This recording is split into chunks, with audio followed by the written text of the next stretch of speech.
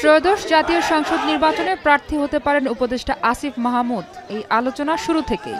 তবে কার সাথে গিয়ে নির্বাচন করবেন তা নিয়ে রয়েছে নানা ধোঁয়াশা। বিএনপির পক্ষ থেকে ২৩৭ আসনের মনোনয়ন ঘোষণা করে যে কয়টি আসন ফাঁকা রাখা হয় তার মধ্যে উল্লেখযোগ্য ঢাকা ১০ আসন। রাজনীতির মাঠে আলোচনা রয়েছে এই আসনটি উপদেষ্টা আসিফ মাহমুদের জন্যই খালি রাখা হচ্ছে। এবার সেই আসনের ভোটার হয়ে আলোচনা আরেকটু উস্কে দিলেন উপদেষ্টা আসিফ। আসিফ মাহমুদ সজীব ভূঁইয়া কুমিল্লা ৩ আসনের মুরাদনগর উপজেলার ভোটার। রোববার বিকেলে অনেকটা আকস্মিকভাবে ভোটার এলাকায় স্থানান্তর করতে হাজির হলেন ঢাকার ধানমন্ডি থানা নির্বাচন কার্যালয়ে। ঢাকা ১০ আসনের ভোটার হতে প্রয়োজনীয় কাগজপত্র সহ আবেদন দাখিল করেন তিনি। সরকার থেকে পদত্যাগ করার পর থাকার প্ল্যান আছে ধানমন্ডি এলাকায়, তো সেই জায়গা থেকে যেখানে থাকবো সেখানেই ভোটার হওয়া।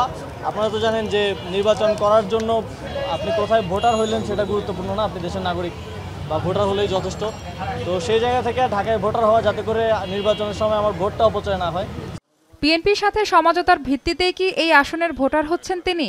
এমন প্রশ্নের জবাবে আসিফ মাহমুদ বলেন, সম্পূর্ণ একক সিদ্ধান্তেই এগোচ্ছেন। তবে কবে নাগাদ উপদেষ্টার পদ ছাড়বেন সে বিষয়ে এখনো কোনো সিদ্ধান্ত হয়নি বলে জানান তিনি। আমার কারোর সাথে কোনো ধরনের আলোচনা হয় নাই। কেউ কোন আসন কোন রাজনৈতিক দল ফাঁকা রাখলো কি রাখলো না সেটা আমার দেখার বিষয় না। আমি আমার সিদ্ধান্ত ব্যক্তিগতভাবে এককভাবেই নিব। সাংবাদিকদের প্রশ্নের জবাবে স্বতন্ত্র নির্বাচনে আগ্রহের ইঙ্গিত দিলেন আসিফ মাহমুদ সজীব ভূঁইয়া। নির্বাচন কোথা থেকে করবো এই বিষয়ে এখনো চূড়ান্ত কোনো সিদ্ধান্ত হয়নি, তবে ঢাকা থেকে করবো। এখন পর্যন্ত পরিকল্পনা স্বতন্ত্র নির্বাচন করারই, তারপরে দেখা যাক। সম্প্রতি নারী ক্রিকেটারের অভিযোগের বিষয়ে তিনি বলেন, বিষয়টি খুবই দুঃখজনক। তদন্ত সাপেক্ষে অভিযুক্তের বিষয়ে ব্যবস্থা নেওয়া হবে। মাহফুজা বৃষ্টি, এখন, ঢাকা। সানবিট সব দিবে সামাল। সানবিট ম্যাজিক প্রেস ডিশওয়াশিং এর মাথা ঘোরানো সলিউশন।